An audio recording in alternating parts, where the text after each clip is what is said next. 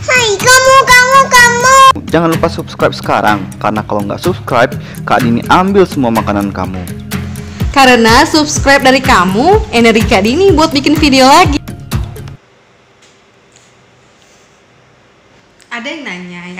Ada yang nanya gimana sih bikin KTI? Ya bikin aja ya. Gimana ya? Kayaknya harus kayak gue sekarang ini. Caranya adalah ya kamu menyendiri di tempat yang sunyi, sepi sendiri, aku pergi. Terus lu makan Oreo. Nih Oreonya nih.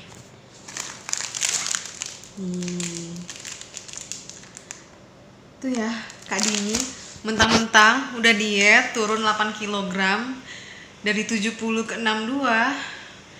Dasar emak-emak ya, udah melahirkan, udah menyusui, tambah gendut, dan sekarang alhamdulillah turun. Itu senang banget ya. Tapi ada yang nanya nih, gimana sih cara bikin KTI? Kira-kira Kak Dini tahu nggak ya jawabannya? Soalnya Kak Dini aja dulu pas bikin KTI itu malas banget gitu kan. Udah nyari kesana sini, tapi aku pengen share ya mengenai aku aja ya, aku manggil diri aku tuh aku aja ya, soalnya kalau gue itu kan sok-sokan gitu katanya. Nah masalahnya masalahnya aku dari dulu kalau ngomong gue kata orang nggak cocok, tapi pas aku manggil ngomong ke teman aku yang cewek atau cowok, aku kamu, katanya gue pacaran kayak gitu. Jadi aku tuh bingung banget mau manggil aku apa kamu gitu, mau manggil aku atau manggil gue. Sekarang kembali ke KTI, caranya adalah seperti Kak Dini sekarang ya. Gimana sih cara bikin ide KTI? Caranya seperti Kak Dini sekarang, yaitu pergi ke rumah sakit, terus kamu mendem di ruang ruang jaga radiografer ya, yang kayak gue kayak gini nih ya. Gue kasih tahu ya, ruang radiografer gue ini kayak gini nih. Coba gue lihat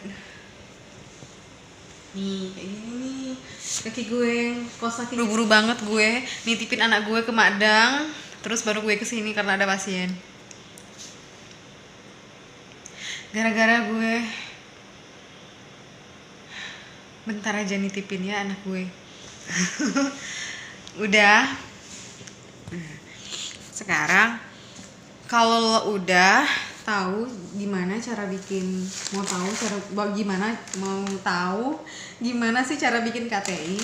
Nah, sudah lo mendem di ruang radiografer, terus ada AC-nya walaupun dindingnya udah kayak apa gitu kan, di rumah hantu kayak gitu. Nah, terus lo makan Oreo kayak gue gitu ya. Oreo.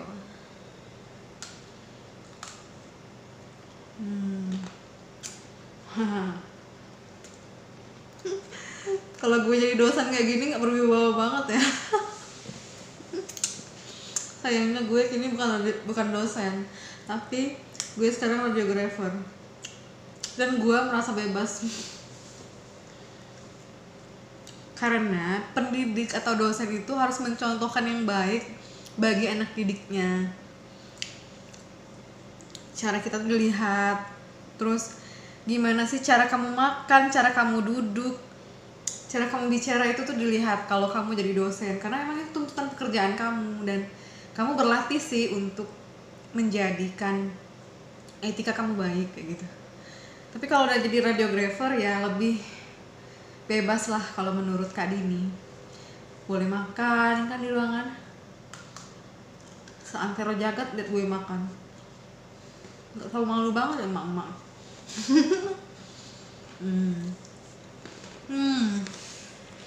Ini mukbang apa ya? Lu kalau ilfil sama gue ya udah nggak apa. Lu lihat tuh di pojok kanan gue, temen gue gambar burung hantu, kan lucu amat ya.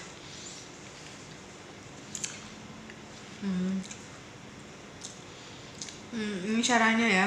caranya mendem di ruangan sepi, terus lu angkat kaki lu ke kasur, terus lu makan Oreo. Yang ada lu bukan bikin KTI, tapi Oreonya habis dan bikin perut lu buncit ya gitu. Jadi ini sebenarnya tips bikin KTI atau apa ya, sampai gigi lo jadi hitam. Sebenarnya gue sebelum bikin video ini tuh gue tuh ketawa sendiri. Aku ketawa sendiri, kenapa sih aku kok bisa bikin video kayak gini ya? Karena aku galau ya, udah lama nggak bikin video.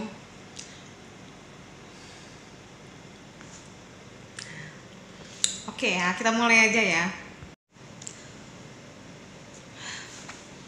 Dasar emak-emak ya, ke rumah sakit buru-buru pakai jilbab basing-basing bae lah. Jadi kayak gini guys, atau adik-adik tersayang, atau anak-anakku tercinta, dimanapun kamu berada, saya mau ngasih tips buat kamu gimana sih cara bikin KTI, atau gambaran apa aja sih, karena dia bilang dia belum pernah PKL nih karena pandemi. Jadi mau bikin KTI itu pusing pala dia ya, sedangkan gue aja yang udah PKL di 12 rumah sakit aja gue udah pusing juga gue, apalagi kagak ya kan. Terus gue juga bingung nih mau jawab apa sebenarnya ya. Gue tuh malah nanya, kalian di atro mana sih? Emang seluruh atro emang nggak boleh PKL di rumah sakit ya? Padahal PKL di rumah sakit itu bener-bener dasar kamu banget buat bikin skill kamu itu keren kayak gitu. Jadi sebenarnya salah satu ya, sebenarnya inti itu satu sih, tapi yang bikin skill kamu bagus ketika kamu menjadi seorang radiografer adalah tidak hanya teori yang diajarkan dosen di kelas, tapi juga skill kamu ketika kamu belajar di rumah sakit. Jadi alangkah ya apa ya, I'm sorry to hear that kayak gitu kalau bahasanya tuh. Sangat menyesal sekali saya kalau misalnya kalian memang nggak diperbolehkan PKL di rumah sakit.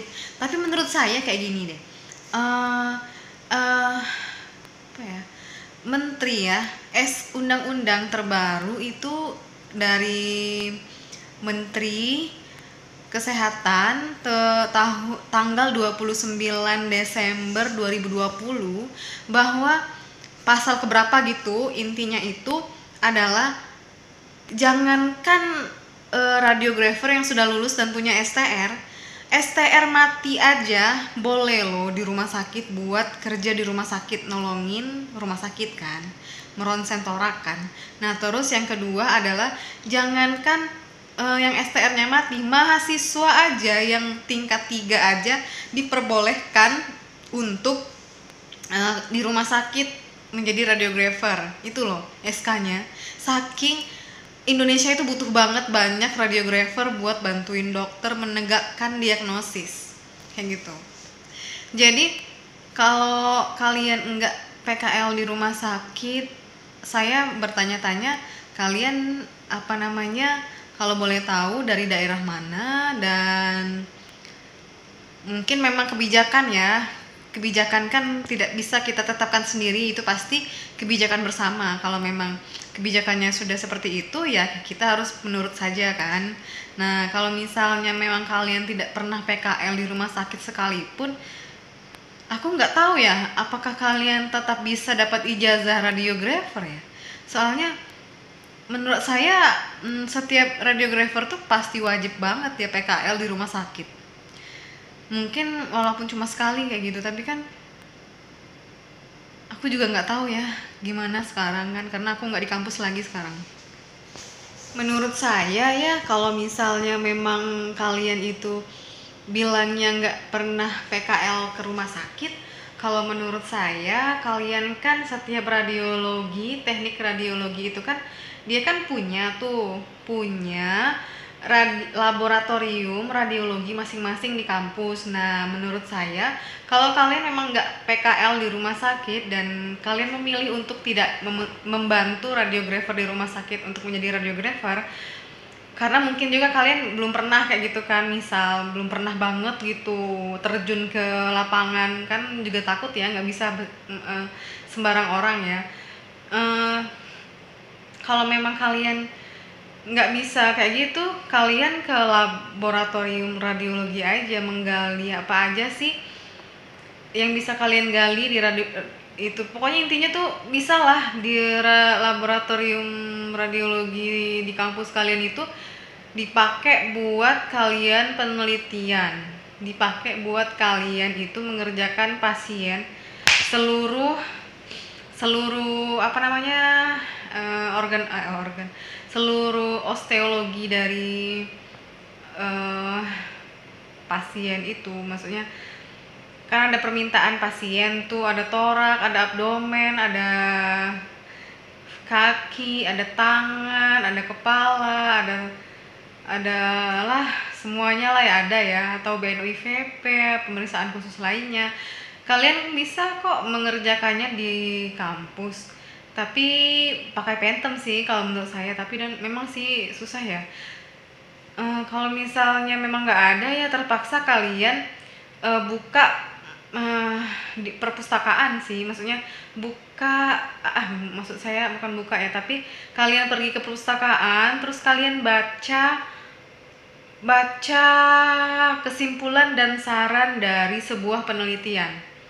Kesimpulannya apa, sarannya apa? Biasanya di sarannya itu penulis KTI itu akan mengatakan bahwa misalnya bab terakhir ya, kesimpulan dan sarannya adalah sebaiknya dilakukan penelitian ulang mengenai X, Y, Z kayak gitu, atau sebaiknya penelitian ini harus dilakukan dengan uji homogenitas Phantom dulu baru bisa diteliti. Nah, yang ketiga misalnya di saran itu misalnya lebih baik kalian kayak gitulah intinya.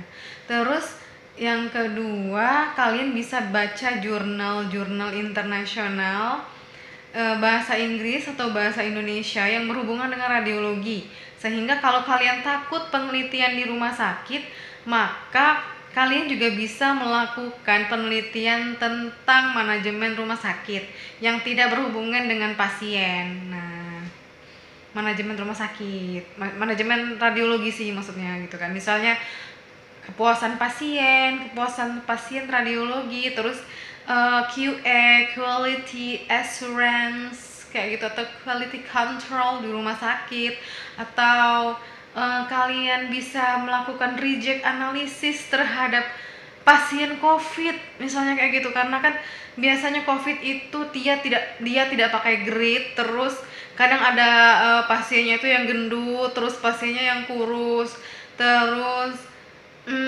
reject analisisnya tuh sebenarnya kurang ya, karena sebagian besar rumah sakit di sini nih pakainya CR. Tapi kalau misalnya dia masih pakai manual, itu lebih baik lagi buat di reject analisis. Tapi menurut saya cari reject analisis di CR.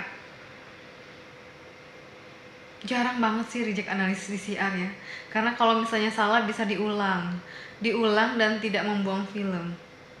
Atau kayak gini, saya pengen tahu kan, kalau teorinya kan kalau foto torak yang mau memperlihatkan jantung atau kardiomegali kayak gitu, biasanya kan kalau torak itu kan teorinya FFD-nya itu 150 sampai 200. Kalau mau lihat jantung 200. Kalau seingat aku teorinya kayak gitu ya. Tapi ada juga radiografer yang nggak sengaja FFD-nya itu untuk melihat jantung, misalnya klinisnya kardiomegali kan, tapi dia melakukan pemeriksaan torak itu dengan FFD kurang dari 200. Nah, coba kalian teliti deh di CR ya, antara pasien dengan klinis kardiomegali, yaitu satu pasien kalian coba, yang satu 150 cm, yang kedua FFD-nya 200 cm, yang ketiga FFD-nya 120 cm, yang keempat 100 cm. Tapi ngeri amat ya 4 kali foto ya. Ya kalian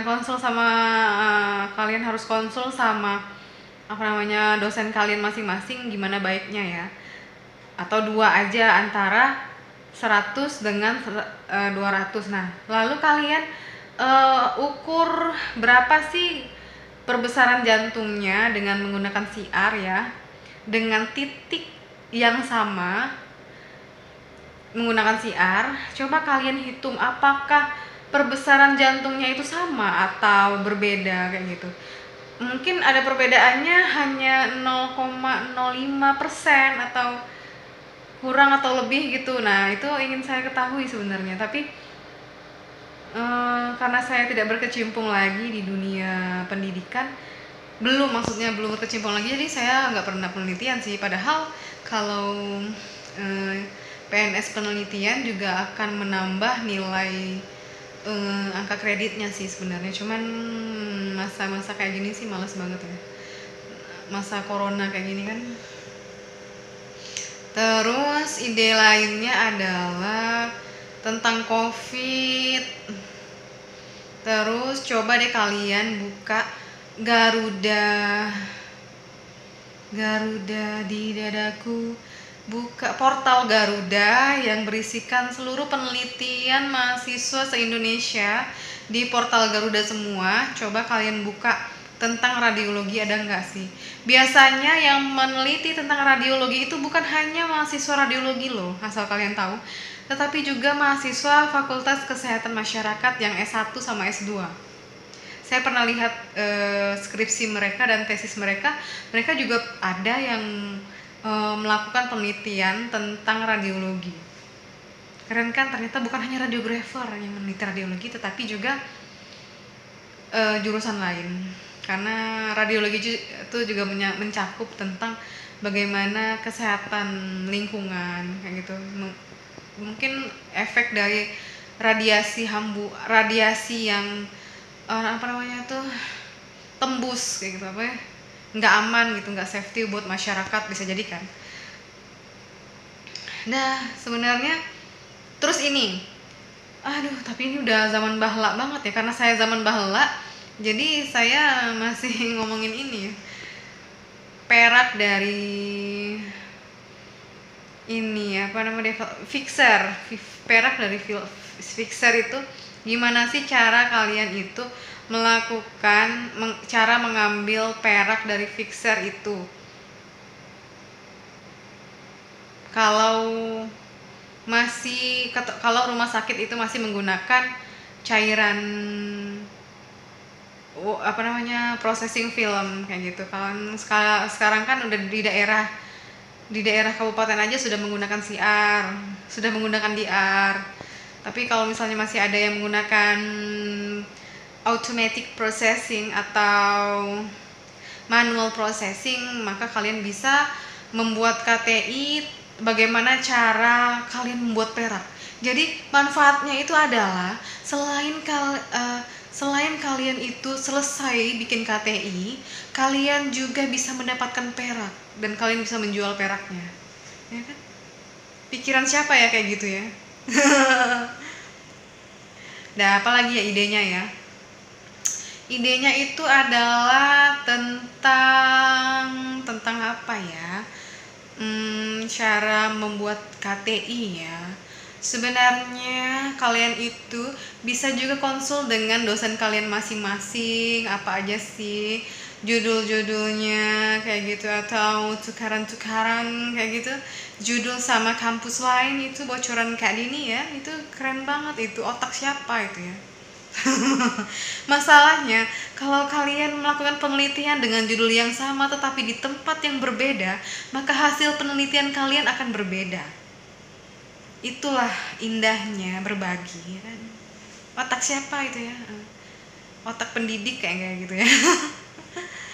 Ya, intinya apapun judul KTI kalian harus mengerjakannya sendiri dan kalian harus jujur dengan diri kalian sendiri.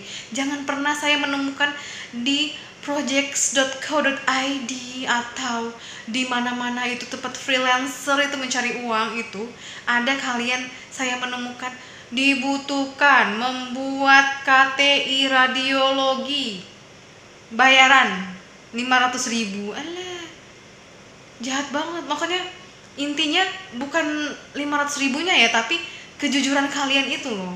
Padahal ketika kalian mengerjakan tugas akhir kalian itu sendiri, maka kalian seumur hidup akan punya pengalaman ya, mengingat gimana sih caranya kayak gitu, gimana sih proses-proses yang kalian lewati, proses suka dan duka dalam mendapatkan informasi, dalam mendapatkan data-data penelitian, dalam mengerjakan tugas akhir kalian KTI atau skripsi atau tesis itu, terus pengalaman-pengalaman, pengorbanan kalian. Dan ketika kalian lulus dan kalian jadi radiografer, kalian akan merasakan dalam hati kalian itu, ya Allah, ini adalah kerja keras saya dengan izin Allah gitu.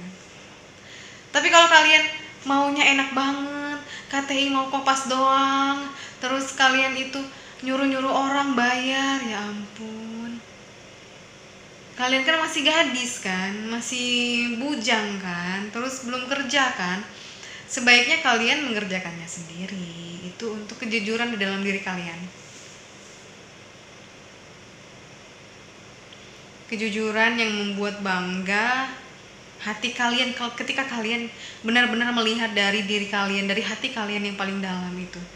Karena kejujuran dan perilaku baik itu sebenarnya fitrah. Kalau misalnya ketika ada sesuatu di hati kalian yang mengganjal, yang membuat kalian tuh merasa berdosa banget, merasa nggak tenang banget rasanya, itu berarti kalian sedang berdosa gitu. Nah, maksudnya bukan sedang berdosa, tapi maksudnya bahwa kalian itu sedang melakukan hal yang salah kayak gitu. Misalnya nyuruh orang bikin KTI kalian kayak gitu. Tapi kecuali enumerator ya. Saya kenal enumerator itu ketika saya sekolah di S2 di UI waktu itu. Enumerator, ternyata enumerator tuh memang ada untuk membantu penelitian kalian, tapi bukan enumerator itu bukan yang membuatkan penelitian kalian, tapi kalian mengarahkannya, bagaimana caranya, dan syaratnya itu bahwa penelitian kalian itu tidak akan selesai apabila tidak ada enumerator. Maksudnya tidak akan selesai 6 bulan jika tidak ada enumerator. Misalnya penelitian kalian itu harus selesai 6 bulan, 1 tahun atau 6 bulan ya, 6 bulan, tapi dengan sampel 100.000 orang, mana mungkin? Kayaknya nggak mungkin deh. Kecuali dari Kemenkes, biasanya memang banyak enumeratornya. Itu aja ya saran dari Kak Dini. Dan bagaimana sih ide bikin skripsi KTI maksudnya itu. Banyak sih ide. Intinya itu kalau kalian mau mendapatkan ide, kalian itu harus silaturahmi ke rumah sakit, sama kalian itu baca buku, sama baca artikel di HP kalian yang mudah. Biasanya anak-anak milenial zaman sekarang malas banget ke perpustakaan, maunya dari HP doang kayak gitu. Itu aja ya. Wassalamualaikum warahmatullahi wabarakatuh. See ya.